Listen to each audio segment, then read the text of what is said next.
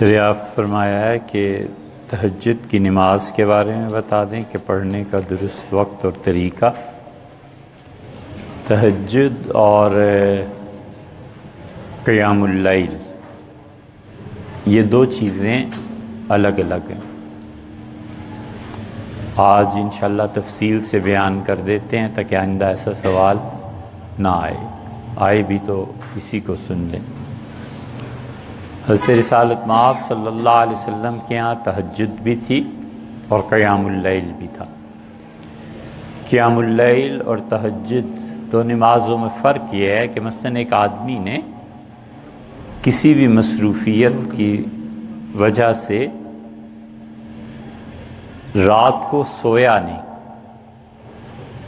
اور رات کے آخری حصے میں اس نے کچھ نفل اللہ کے لیے پڑھے، یہ قیام اللیل ہو گیا۔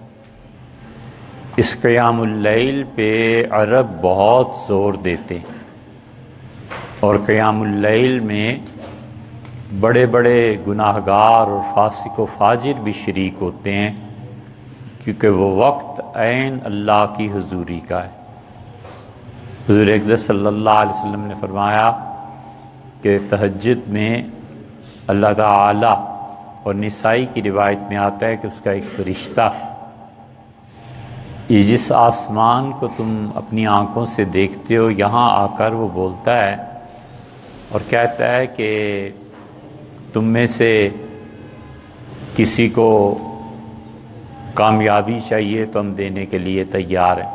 حل من سائل، کوئی سوال کرنے والا ہو ہم اس کا سوال پورا کر دیں، کوئی گناہوں سے معافی چاہتا ہو ہم معاف کر دیں۔ اللہ کہتا ہے کوئی قرض اپنے کی ادائیگی چاہتا ہو اسے ہم ادا کر دیں۔ یہ قیام اللیل جو ہے یہ حضور اقدس صلی اللہ علیہ وسلم کے ہاں بھی تھا، یعنی وہ رات کو سوئے نہیں، عشاء کے بعد کسی چیز میں مصروف رہے اور پھر رات کے آخری حصے میں آپ کھڑے ہوئے اللہ کے حضور اور قیام اللیل میں لمبی رکعتیں۔ مثلا حضور اقدس صلی اللہ علیہ وسلم کے یہاں ایسے بھی ہوا ہے کہ عبداللہ ابن مسعود رضی اللہ عنہ نے کہا کہ میں آپ کے ساتھ تھا اور آپ نے سورہ بقرہ شروع کی، تو میں نے سوچا کہ سورہ بقرہ پڑھ کے رکوع کر لیں گے، تو 2.5 پارے تقریباً جب ہو گئے تو پھر آپ نے اس کے بعد سورہ آل عمران شروع کر دی۔ میں نے سوچا اب رکوع کریں گے، پھر آل عمران کے بعد آپ نے سورہ النساء شروع کر دی۔ میں نے سوچا اب رکوع کریں گے تو سورہ نساء کے بعد آپ نے مائدہ شروع کر دی، پھر انعام پڑھی، پھر آراف پڑھی، یہ تقریباً 10 پارے بنتے ہیں۔ حضور اقدس صلی اللہ علیہ وسلم نے پڑھا اور یوں ہم نے نماز پوری کی اور میرا ارادہ بہت برا ہو گیا تھا۔ پوری حدیث یہ ہے۔ تو ابن مسعود رضی اللہ عنہ سے کسی نے پوچھا کہ کیا برا ارادہ کر لیا تھا، تو کہنے لگے مجھے برائی اور میرے جی میں یہ بات آ گئی کہ حضور اقدس صلی اللہ علیہ وسلم کھڑے پڑھتے رہیں اور میں بیٹھ جاؤں، تو یہ ادب کے چونکہ خلاف ایک چیز تھی تو انہوں نے اسے بہت برا جانا۔ تو قیام اللیل یہ ہے۔ تہجد اور قیام اللیل میں فرق صرف اتنا سا ہے کہ کوئی آدمی سوئے اور سونے کے بعد اٹھے گا تو اب جو نفل وہ پڑھے گا وہ تہجد کہلاتی ہے۔ اس میں سونا اور پھر اٹھنا، اور قیام اللیل میں نہ سونا، کسی بھی کام میں مصروف رہا اور آخر پہ چند رکعتیں پڑھ لیں۔ پہلا فرق تو یہ ہے۔ دوسری چیز جو ہے وہ تہجد کا وقت بھی آپ نے دریافت فرمایا ہے شروع کب ہوتی ہے۔ تہجد اصل میں یہ قیام اللیل یہ عشاء سے ہی شروع ہو جاتے ہیں۔ عشاء کی 2 رکعتیں جب آپ پڑھتے ہیں، 4 فرض کے بعد 2 سنتیں، تو 2 سنتوں کے بعد جو بھی نفل پڑھے جائیں یہ سارا قیام اللیل ہے، یہ ساری تہجد ہے، آپ کچھ بھی اسے کہہ لیں۔ یہ جو 2 نفل ہیں نا، حنفیہ نے اسی لیے رکھے تھے۔ حنفی فقہا نے کہا کہ آدمی تہجد کا اٹھنا بڑا دشوار ہو جاتا ہے۔ اللہ تعالیٰ نے خود بھی فرمایا کہ یہ اشد وطن، نفس کچلا جاتا ہے، کیونکہ تہجد کی نماز جو ہے حضور اقدس صلی اللہ علیہ وسلم نے فرمایا یہ تم پڑھو اور یہ تمہیں گناہوں سے روک دے گی۔ ایک آدمی نے آ کے عرض کیا کہ اللہ کے رسول مجھے بہت گھبراہٹ ہوتی ہے، بہت بیمار ہو جاؤں، تو آپ نے فرمایا تہجد سے غفلت کیوں کرتے ہو، رات کو اٹھ کے نماز پڑھا کرو، ٹھیک ہو جاؤ۔ عبداللہ ابن عمر رضی اللہ عنہما کہتے تھے کہ میری ہمت نہیں پڑی ہے خواب عرض کرنے کی، تو میں اپنی بہن حفصہ رضی اللہ عنہا سے کہا کہ میرا خواب پیش کریں، تو رسول اللہ صلی اللہ علیہ وسلم نے مجھے بلایا اور مجھ سے بات چیت کی خواب کے بارے میں، اور پھر ارشاد فرمایا کہ عبداللہ تہجد نہ چھوڑنا، یہ پڑھتے رہو، فلاں آدمی کی طرح نہ بن جانا، تمہیں پتہ ہے وہ تہجد پڑھتا تھا پھر چھوڑ دی۔ اور اس پہ زد پڑتی ہے جب آدمی کبیرہ گناہوں میں مبتلا ہوتا ہے، اسی لیے اللہ نے فرمایا فخلف من بعدہم خلف، اور ان کے بعد جو ان کی اگلی نسل آئی، اللہ کے اچھے بندے دنیا سے چلے گئے اور ان کی اگلی جو نسل آئی اضاعوا الصلاۃ، انہوں نے سب سے پہلی حرکت یہ کی کہ نماز گول کر گئے، نماز ضائع کر گئے، واتبعوا الشہوات، اور اپنی خواہشات کی پیروی کرنے لگے، فسوف یلقون غیا، وہ عنقریب جہنم کی وادی میں جائیں گے، ہاں مگر جس آدمی نے توبہ کر لی اور عمل صالح کیا۔ تو تہجد کا آغاز وطر سے پہلے اور 2 سنت موقدہ عشاء کی، اس کے بعد درمیان میں 2 پڑھ لے، 4 پڑھ لے، 6 پڑھ لے، 8 پڑھ لے، جتنی بھی پڑھ لے، یہ تہجد کا ابتدائی درجہ ہے۔ اس کے بعد دوسرا درجہ یہ ہے کہ کوئی آدمی رات کو سونے سے پہلے نفل پڑھ لے۔ حضور اقدس صلی اللہ علیہ وسلم نے فرمایا، نسائی کی روایت میں آیا ہے، کتاب السرقہ میں انہوں نے یہ حدیث نقل کی ہے، معلوم نہیں امام نسائی رحمۃ اللہ علیہ کہ کیا غرض ہوگی کہ چوری کے باب میں یہ حدیث لائے ہیں، حالانکہ نماز کے باب میں آنی دیا ہوا ہوگا کچھ نہ کچھ، اور یہ جو اب نسخے چھپ رہے ہیں اس میں نسائی کی یہ روایت نہیں ملے گی، قدیم نسخے جو پڑھاتے تھے اساتذہ اس میں تھی۔ رسول اللہ صلی اللہ علیہ وسلم فرمایا تم لوگ نماز سے غافل نہ ہونا، اور فرمایا رات کو سونے سے پہلے 4 رکعتیں پڑھو، اور آپ نے کہا جہاں تک ہو سکے تم لمبا قیام کرنا، اور جہاں تک ہو سکے لمبا رکوع اور لمبا سجدہ کرنا۔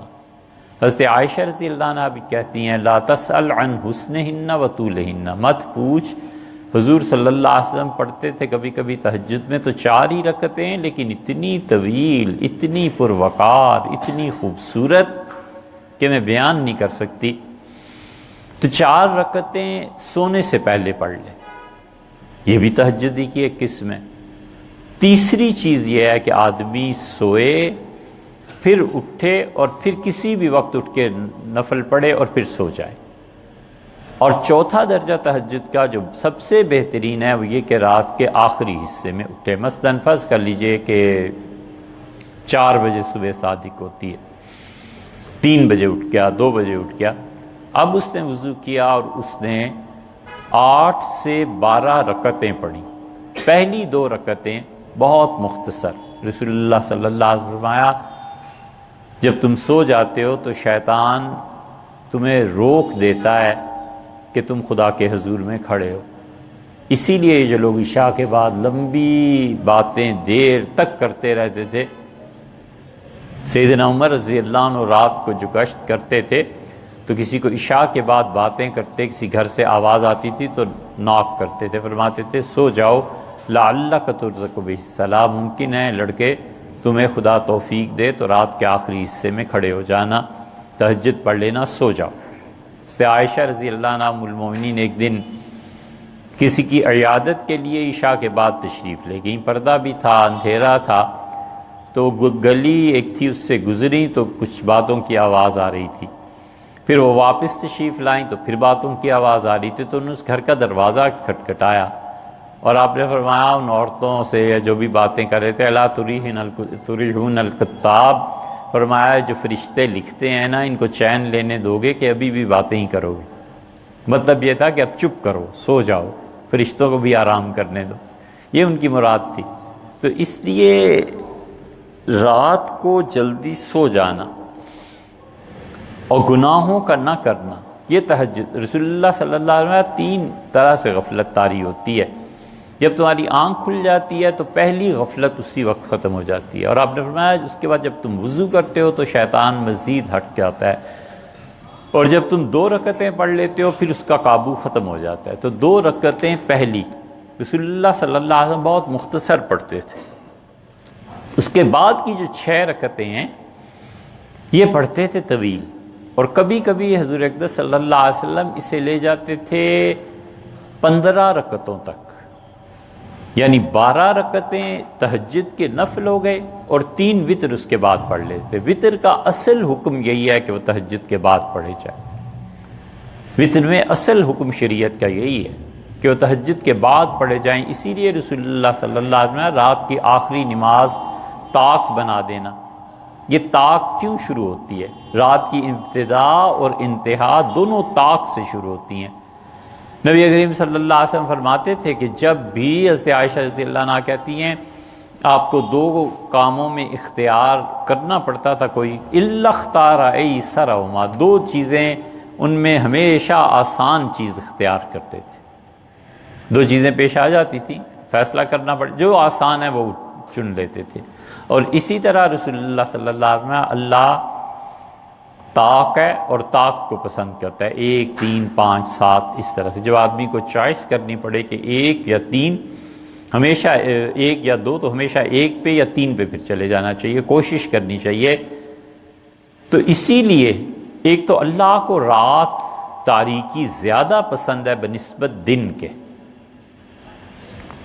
کیونکہ وہ عبادت کا زمانہ ہے، عبادت کا محل ہے، اور طاق اللہ کو پسند ہے، تو اس لیے اس نے مغرب کی 3 رکعتیں رکھی، طاق سے شروع ہوا نا، اور رسول اللہ صلی اللہ علیہ وسلم رات کی آخری نماز تہجد کے بعد 3 رکعتیں کوئی آدمی پڑھے گا تو وہ بھی وتر ہو گئے نا 3، تو 3 پہلے اور 3 آخر پہ، درمیان کی جتنی عبادت ہے 2 رکعتیں بھی پڑھے گا تو سب کی سب ملا کے یہ ہو جائیں گی۔ تو اس لیے اصل تو یہ ہے کہ 15 رکعتیں پڑھتے تھے، 12 اور 3 وہ وتر۔ کبھی کبھی رسول اللہ صلی اللہ علیہ وسلم 13 رکعتیں پڑھ لیتے تھے، 10 نفل پڑھ لیتے تھے، 3 وتر پڑھ لیتے تھے، کبھی کبھی 11 پڑھ لیتے تھے، یعنی 8 وہ اور 8 عام طور پہ عمومی رسول اللہ صلی اللہ علیہ وسلم کا مزاج 8 پڑھنے کا تھا، 2 پہلی چھوٹی چھوٹی اور 6 جو تھیں وہ زیادہ لمبی۔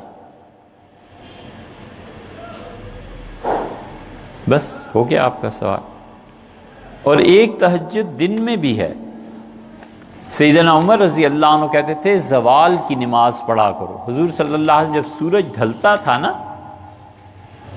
تو 4 رکعتیں پڑھتے تھے۔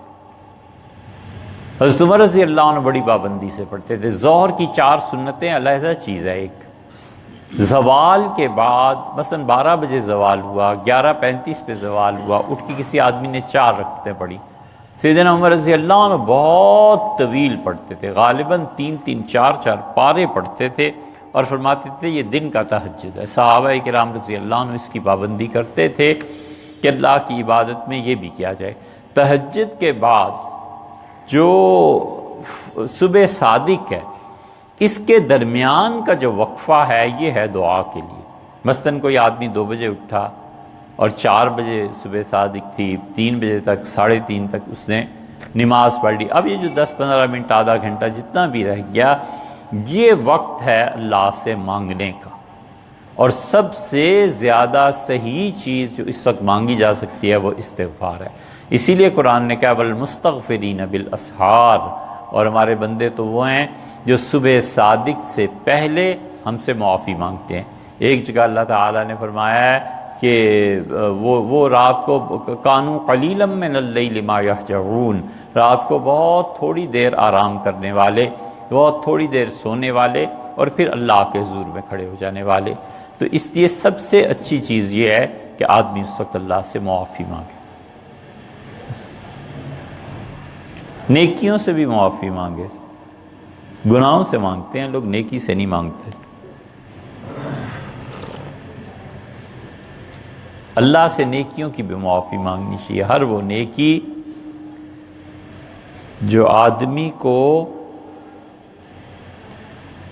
دعوے کی طرف لے جاتی ہے یہ گناہ ہی ہے حقیقت۔ ہر وہ نیکی جو ادعا پیدا کرتی ہے یہ گناہ ہے۔ جتنے بھی اچھے حالات ہوں، ہر وہ نیکی یہ جو تقاضا کرتی ہے کہ میں بتاؤں، پتہ چلے شیخ الاسلام سے کم تو ہمارا درجہ نہیں ہے، ہر وہ نیکی گناہ ہی ہے، اور ہر وہ نیکی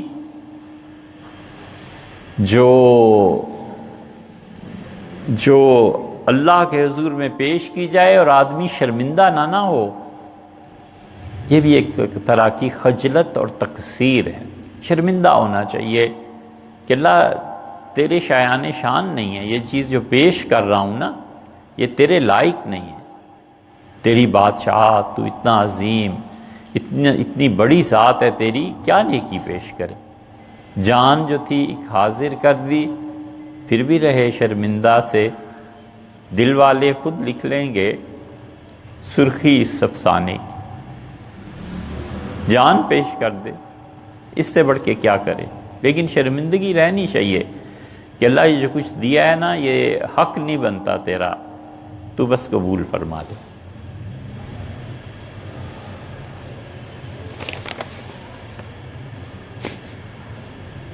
فمن اکثر مجاہدتاً کان اصدق مشاہدتاً، جو کثرت اخلاص کے ساتھ مشاہدہ کرتا ہے، مشاہدے میں سب سے زیادہ صادق ہوتا ہے، پھر کیا کرنا ہے اس کا؟ حضرت شبلی علیہ الرحمہ اپنی دعا میں کہا کرتا تھا، اے خدا جنت اور دوزخ کو غیب کے خزانوں میں پوشیدہ رکھ اور ان کی یاد دلوں سے فراموش کر دے کہ ہم بغیر کسی واسطے کے خالص تیری عبادت کر سکیں۔ نہ کرے بھائی، شبلی ہوں یا جنید ہوں، کوئی بھی ہو، یہ سارے ان کے حالات ہیں، ان پہ غلبہ حال ہے۔ ہم یہ کیسے کہہ سکتے ہیں کہ اللہ جنت کے لیے عبادت نہ کریں اور جہنم کے لیے؟ حضور صلی اللہ علیہ وسلم نے مانگی ہے، اللہ نے خود فرمایا ہے والذین یبیتون لربہم سجدا وقیاما، میرے بندے تو وہ ہیں جو رات بھر میرے حضور میں کھڑے رہتے ہیں، سجدے کرتے ہیں طویل اور قیام کرتے ہیں بہت عمدہ، اور جو کہتے ہیں کہ ربنا اصرف عنا عذاب جہنم، اللہ جہنم سے بچا دے۔ یہ جتنی بھی اس قسم کی چیزیں ہیں نا صوفیہ کی، اس کے پیچھے نہیں جانا چاہیے۔ یہ صوفیہ کے احوال ہیں، حالت طاری ہوئی ہوگی کوئی ان پہ، خدا کے ساتھ محبت کا غلبہ ہو گیا ہوگا، کسی نے لکھ لیا ہوگا، یہ اس لیے تھوڑی ہے کہ ہم اس کی پیروی کریں۔ غالب نے بھی یہی کہا ہے، طاعت میں تا رہے نہ میں او انگ بیں کی لاگ، دوزخ میں ڈال دو کوئی لے کر بہشت کو۔ تو یہ کوئی قابل عمل چیزیں، ہر وہ راہ اللہ کے قرب کی جو رسول اللہ صلی اللہ علیہ وسلم کے کوچے سے نہیں گزرتی گناہ ہے، وہ راہ اللہ تک پہنچانے والی نہیں ہے۔ انبیاء علیہ السلام خدا سے جنت مانگتے رہے، انبیاء علیہ السلام خدا سے جہنم سے پناہ مانگتے رہے، یہ کیا بات ہوئی؟ غصے کی بات ہے۔ حضرت مجدد الفسانی سرہندی رحمۃ اللہ علیہ نے ایسی چیزوں کے متعلق ایک جگہ لکھا ہے، انہوں نے لکھا ہے ان کا در بس نیست کہ مائی شاندار معذور دارم، اتنا کافی نہیں ہے کہ ہم صوفیوں کو معذور قرار دیں، وہ ملامت نمی کنیم، اور ہم انہیں برا بھلا نہ کہیں، ملامت نہ کریں۔ مارا بنس کارس، یہ ہے اصل چیز۔ تصوف، صوفی، پیری، مریدی، اس میں جو ائمہ تھے ان کی بات کرو یار، وہ کیا تھے؟ اب ایک آدمی جو اسلام آباد کو کہے دیکھے اور کسی گندے نالے کی داستان بیان کرے کہ اسلام آباد تو یہ ہے، ہم کہیں گے یار مین جو روڈز ہیں ان کی بات کرو، جو شاہراہیں ہیں ان کی بات کرو، اسلام آباد کے موسم کی بات کرو۔ ایک مثال ہے نا، اسی طرح کوئی کہے جی ڈاکٹرز کیا ہوتے ہیں، تو کچھ آتا جاتا ہی نہیں، اور واسطہ پڑھاؤ کسی کمپاؤنڈر سے اور واسطہ پڑھاؤ کسی جاہل سے، تو ڈاکٹروں کی توہین کرنا جائز ہو جائے گی؟ اسے ڈاکٹر دیکھے نہیں۔ اس لیے صوفی جو ہوتا ہے نا، جو نمائندہ ہوتا ہے کلاسیکل تصوف کا، اس کی بات کیجئے کہ وہ کیا کہتے ہیں۔ آپ لے آئے شبلی کے قول کو، کیا شبلی کا مقام ہے میاں؟ جنید کی بات کریں، رحمہ اللہ جنید امام تھے۔ آپ بات کریں حلاج کی، آپ بات کریں تصوف میں حضرت مجدد کی، بات کریں حضرت معین الدین چشتی کی، بات کریں، یہ لوگ نمائندے تھے تصوف کے، ان کا کلام ایسا نہیں ہے۔ جنید رحمۃ اللہ نے صاف کہا، انہوں نے کہا کہ ہر وہ چیز جو کتاب و سنت کے خلاف ہے ہمیں نہیں قبول۔ حتیٰ کہ وفات کے بعد جنید سے کسی نے پوچھا ہے تو یہ ایسی بات کی تائید کے لیے عرض کرتے ہیں، شذرات الذہب میں حنبلی نے لکھا ہے رحمہ اللہ، انہوں نے لکھا ہے کہ کسی نے پوچھا جنید سے کہ کیا گزری، انہوں نے کہا ساری تقریریں ختم ہو گئیں، جو نکتے لوگوں کے سامنے بیان کرتے رہتے تھے اور لوگ خوش ہوتے تھے، کچھ فائدہ نہ ہوا، اور رات کے آخری حصے میں اٹھ کے جو 4 رکعتیں پڑھ لیتے تھے نا، اللہ نے اس کی وجہ سے بخش دی۔ بات یہ ہے تو اتنا کافی نہیں۔ حضرت مجدد رحمۃ اللہ لکھتے ہیں، مارا بنس کا رسنا بفس، ہمیں کتاب و سنت چاہیے، اس سے بات کرو ہمارے ساتھ، تم فصوص الحکم کو لیے پھرتے ہو۔ اب فصوص ابن عربی نمائندہ ہیں، ابن عربی تصوف، کلاسیکل تصوف میں امام ہیں، وحدت الوجود کے امام ہیں، رومی ہیں، ان کی بات کیجئے۔ اب یہ کیا بات ہے؟ جنت اور جہنم، یہ ساری چیزیں ایسی ہیں جو مطلوب ہیں۔ اللہ سے دعا مانگے کہ اللہ تعالیٰ جنت میں جگہ دے، وہ ایسی بڑی چیز ہے۔ حضور اقدس صلی اللہ علیہ وسلم نے فرمایا کہ مجھے آج دیکھ لو اور تم میں ایسے لوگ ہیں جو جنت میں جا کر مجھے نہیں دیکھ سکیں گے۔ یہ صحابہ کرام رضی اللہ عنہ سے کہا تھا۔ ام المومنین ام سلمہ رضی اللہ عنہ نے یہ حدیث بیان کی، سیدنا عمر رضی اللہ عنہ جہاں بیٹھے ہوئے تھے دوڑ پڑے اٹھ کے، سارے کام چھوڑ کے، اور کہا ام المومنین یہ کہا ہے؟ ان کا جی۔ فرمایا میں قسم دیتا ہوں مجھے بتاؤ عمر ان میں شامل ہے یا نہیں؟ چپ ہو گئی، بڑا اصرار کیا، پھر وہ بولی، ان کا امیر المومنین میں صرف آپ کو کہہ دیتی ہوں، باقی اللہ کی قسم ہے مجھے جو میں کسی کے متعلق کہوں، آپ ان لوگوں میں سے نہیں ہیں، آپ کو حضور صلی اللہ علیہ وسلم ملیں گے جنت میں بھی ملاقات۔ جنت کیوں نہ خدا سے طلب کریں؟ اللہ نہیں کہتا مجھ سے مانگو، اللہ تعالیٰ نہیں کہتا جہنم سے پناہ مانگو۔ ہمیشہ جو صوفیہ کی چیزیں کتاب و سنت کے دائرے سے باہر نظر آتی ہیں، چپ کر کے گزر جانا چاہیے کہ ہوگی کوئی بات نہیں پتہ۔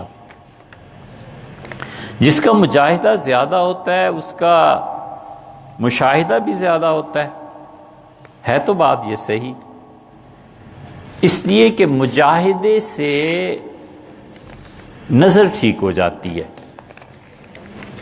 نابینا ہوتے نا لوگ بڑا اچھا ہوتا، آنکھوں والے ہیں نا، تو آنکھ جس چیز کا احاطہ کر لیتی ہے اس میں عیب نکالتی ہے۔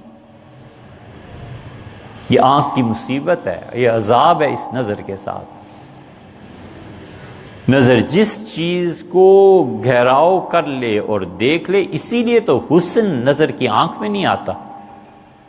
خوبصورت چیز کو بار بار دیکھتا ہے، کیوں بار بار دیکھتا ہے؟ ایک مرتبہ میں کمی رہ گئی تھی، اس سے پھر شوق اٹھتا ہے اندر سے، بار بار دیکھتا ہے، اور بدصورتی وہ ایک ہی نگاہ ڈالتا ہے اور ہٹ جاتی ہے نگاہ، کیونکہ آنکھ نے اس کا پورا گہراؤ کر لیا نا، اب اس میں عیب نکالے گی۔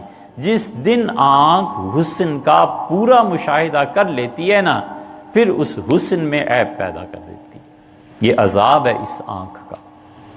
مشاہدہ دل کی آنکھ سے ہوا کرتا ہے۔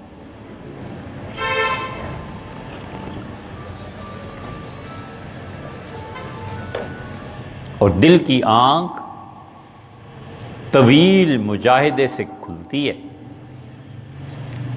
اللہ کا فضل ہو، اللہ کا کرم ہو تو وہ خود مجاہدہ کرا لیتا ہے، مسئلہ ہی کچھ نہیں۔ ایسی اضطراری کیفیت میں لے جاتا ہے بندے کو کہ مجاہدہ کرنا مصیبت ہو جاتی ہے۔ بیٹے کی موت واقع ہو گئی، کیا کر سکتا ہے کوئی؟ فقر و فاقہ آ گیا، تنگ دستی آ گئی۔ سمجھنے کی بات یہ ہے کہ اللہ نے اس کائنات میں 2 پارز پیدا کی ہیں۔ پہلی طاقت اللہ نے پیدا کی انسان، اور دوسری طاقت اللہ نے پیدا کی زمانہ۔ یہ زمانہ اور انسان دونوں ایک دوسرے کو مٹانے پہ لگے ہوئے ہیں۔ ٹائم کہتا ہے میں پرانا کر دوں گا، آج 10 سال کے ہو میں 50 سال کا کر دوں گا، 100 سال کا کر دوں گا، مر جاؤ گے، کھپا دوں گا۔ انسان بقا کا مظہر ہے، وہ کہتا ہے مجھے رہنا ہے، جینا ہے، دوائی کھاؤں گا دیر تک رہوں گا، مجاہدہ کروں گا دیر تک رہوں گا، ایکسرسائز کروں گا باڈی ٹھیک رہے گی، فٹ رہوں گا۔ یہ دونوں چیزیں خدا نے پیدا کی ہیں اور ان کے درمیان رکھ دیا اللہ نے امتحان۔ یہ جو امتحان ہے نا، وہ اس چیز کا نام ہے کہ اللہ نے کہا کہ ٹائم کو بھی پیدا کر رہا ہوں اور اے انسان تمہیں بھی پیدا کر رہا ہوں، اور اس میدان میں دوڑو گے، ایک تمہیں زمانہ مٹانے کی کوشش کرے گا، اور ایک یہ ہے کہ تمہارے لیے اس میدان میں 100 رکاوٹیں تو میں نے خود کھڑی کر دی ہیں، ان رکاوٹوں سے نکلو تو انسان ہو، تو مرد ہو۔ امتحان کے بغیر دنیا نہیں ہے، خود خدا نے ہی امتحان رکھا، اب اس سے کیسے نجات پائے آدمی؟ اللہ نے خود رکھا، خود بنایا ہے، اس لیے امتحان سے مفر نہیں ہے۔ آدمی کو جینا ہے تو امتحان ہے ہی ہے، خدا نے خود یہ ہرڈلز مقرر کی ہیں، رکاوٹیں مقرر کی ہیں۔ نہ کرتا تو امتحان کس بات کا تھا؟ فیل ہو جاتا ہے، ناکام ہو جاتا ہے، این پورا کام بنا بنایا موقع پہ پہنچ کے بگڑ جاتا ہے۔ یہ سب مجاہدہ ہے، مہربانی کرتے ہیں اور عنایت فرماتے ہیں اور کرم فرماتے ہیں اور ان کی بے پایاں رحمتیں ہیں کہ آدمی گالیاں بکتا رہ جاتا ہے، وہ کہتے ہیں نہیں تم سے کام تو لینا ہی لینا ہے نا، تم تو میرے بڑے اچھے بندے ہو، اس لیے 10 دن فاقہ ہے، چھٹی، تم بہت پیارے لگتے ہو، اس لیے پتہ ہے کہ قرض کے بوجھ میں پھنس جاؤ گے، ہم جان بوجھ کے پھنسا رہے ہیں، جو مرضی کر لو، قرض کی وجہ سے گالیاں پڑیں گی، ہمارا ارادہ یہی ہے۔ آدمی چیختا ہے کہ اتنا بوجھ ڈالیں جسے میں اٹھا سکوں۔ آپ نہیں دیکھتے میں بھی ہاسپٹل سے آیا ہوں، عورتیں کہتی ہیں نا گھر میں ابھی اسپتال سے آئی ہوں، ابھی بچے کی پرورش یہ ہوئے اور اتنا بوجھ مجھ پہ ڈال دیا۔ اللہ تعالیٰ کا بندے کے ساتھ ایسے ہی معاملہ ہے۔ آدمی چیختا ہے کہ میں نہیں اٹھا سکتا 5 کلو، وہ کہتے ہیں 5 نہیں 10 دے دیں گے، 10 کلو اٹھاؤ۔ وہ کہتے ہیں آپ کر کیا رہے ہیں؟ وہ کہتے ہیں تم سے محبت ہے نا، تو محبت جب زیادہ ہو تو پھر ہم بتائے ہی کرتے۔ بیٹے کو باپ بلا لیتا ہے، کہتا ہے بیٹے رات 2 بجے آنا ہے، میں نے فلائٹ سے گاڑی لے کے تم نے آنا ہے۔ وہ کہتا ہے ابا ڈرائیور کو، نہیں تم آؤ بیٹے، تم سے محبت ہے یار، کیسے ہو سکتا ہے؟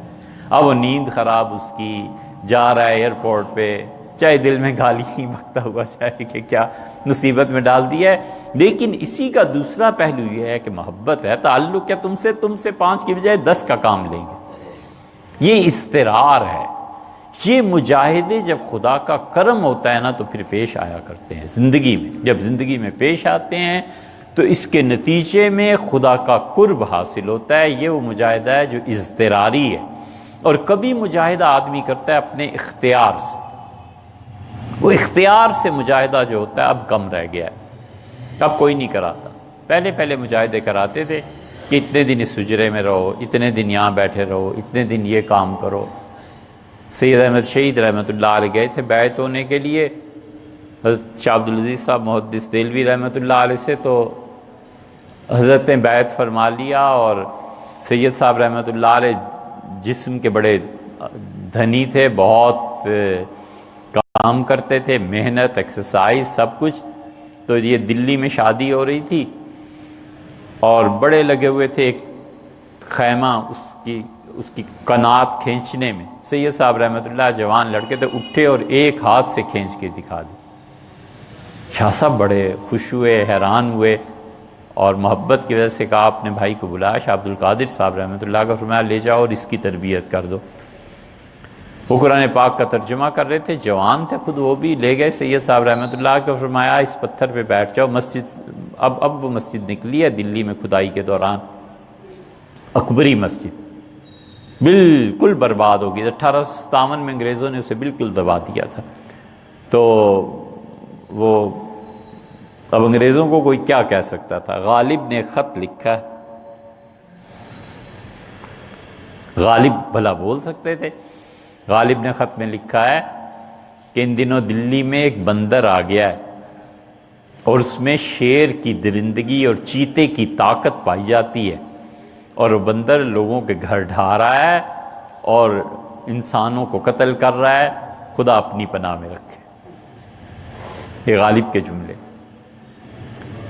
سید صاحب رحمۃ اللہ کو لے گئے حضرت اکبری مسجد میں اور فرمایا اس پتھر پہ بیٹھ جاؤ اور یہاں بیٹھ کے یہ پڑھا کرو، یہ اللہ کا نام لیا کرو۔ سید صاحب رحمۃ اللہ کہتے تھے 2 سال جون اور جولائی کی گرمی اور دسمبر اور جنوری کی بارشیں اور راتیں اس پتھر پہ ہی گزری میری، میں وہیں بیٹھا رہا، کہیں نہیں گیا۔ یہ تھا مجاہدہ، ایک رات نہیں دسمبر کی سردی میں بسر ہو سکتی، یہ اختیاری مجاہدہ، یہ مشائخ کرایا کرتے تھے، اب نہیں کراتے۔ اس مجاہدے کے نتیجے میں دل کی آنکھیں جب کھلتی ہیں نا تو پھر وہ مشاہدہ صحیح ہو جاتا ہے، لیکن بات مشاہدے تک نہیں رہتی۔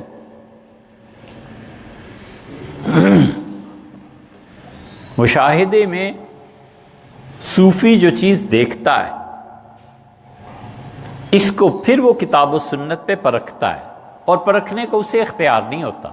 جس شیخ نے اتنا مجاہدہ کرایا تھا پھر وہ انہیں بتاتا ہے کہ یہ چیز نظر آئی، یہ چیز دیکھی، پھر وہ اسے پرکھتے ہیں، پھر وہ کہتے ہیں کہ یہ چیز ہے، یہ چیز ہے۔ حضرت رسالت مآب صلی اللہ علیہ وسلم نظر آئے، یہ فرما رہے تھے، یہ فرما رہے تھے، تو کہتے کچھ نہیں تمہیں نظر آیا، فضول باتیں کرتے ہو، جاؤ اپنا کام کرو۔ پھر کوئی آ کے کہہ دیتا ہے، کہتے ہیں بالکل ٹھیک ہے، حضرت رسالت مآب صلی اللہ علیہ وسلم نے کہا یہ صحابہ رضی اللہ عنہ کا طریقہ بھی تھا۔ عبداللہ ابن عباس رضی اللہ عنہ کے پاس ایک آدمی آیا اور اس نے کہا میں نے رسول اللہ صلی اللہ علیہ وسلم کو خواب میں دیکھا۔ آپ نے فرمایا کیا دیکھا تم نے؟ اس کا ایسے تھے چہرہ مبارک وغیرہ وغیرہ، تو چپ سنتے رہے۔ پھر آخر پہ انہوں نے کہا کہ اگر تم نے زندگی میں بھی دیکھ لیتے نا تو اس سے زیادہ کچھ بیان نہ کر سکتے، یقیناً تم نے انہیں دیکھا۔ ہمارے زمانے میں قوت متخیلہ گھڑ لیتی ہے، خیال کی قوت گھڑ لیتی ہے ایک تصویر، اور وہ یہ سمجھتا ہے کہ حضرت رسالت پناہ صلی اللہ علیہ وسلم کو دیکھا ہے، پتہ بھی نہیں کسی کو۔ شیخ جب حقیقت کی تصویر خود جانتا ہے تو سالک کے مشاہدے کو رد کر دیتا ہے، وہ کہتا ہے کچھ بھی نہیں دیکھا، آگے چلو۔ غلط بات ہے، کیونکہ وہ جانتا ہے جو کچھ یہ دیکھ رہا ہے اس کی قوت خیال نے گھڑ لیا ہے۔ خواب میں یہ فرق کرنا کہ یہ خواب ہے یا خیال ہے، اور خواب میں فرق کرنا کہ یہ خواب ہے یا خیال ہے، یا یہ خواب امر واقعہ کے مطابق ہو جائے گا یہ کشف، یا یہ کہ اس کی استعداد دکھائی گئی ہے کہ اگر یہ شخص محنت کرے تو اسے یہاں تک لے جائیں گے۔ یہ بچوں کا کھیل نہیں ہے۔ حضرت شاہ عبدالعزیز صاحب رحمۃ اللہ علیہ نے خواب پہ مستقل ایک کتاب لکھی ہے۔ ایک آدمی آگے کہتا ہے میں نے کشف میں یہ دیکھا، تو شیخ سمجھ جاتا ہے کہ اس کا مطلب یہ ہے کہ اس بچے میں یہ استعداد ایبلٹی پائی جاتی ہے کہ اگر یہ محنت کرے تو اس مقام تک پہنچ سکتا ہے۔ وہ یہ نہیں کہتے کہ تم پہنچ جاؤ گے، وہ کہتے ہیں کام کرو۔ اور جو ناقص ہوتا ہے وہ کہتا ہے ماشاءاللہ مبارک ہو آپ ہو گئے، اور ہوتا کچھ بھی نہیں۔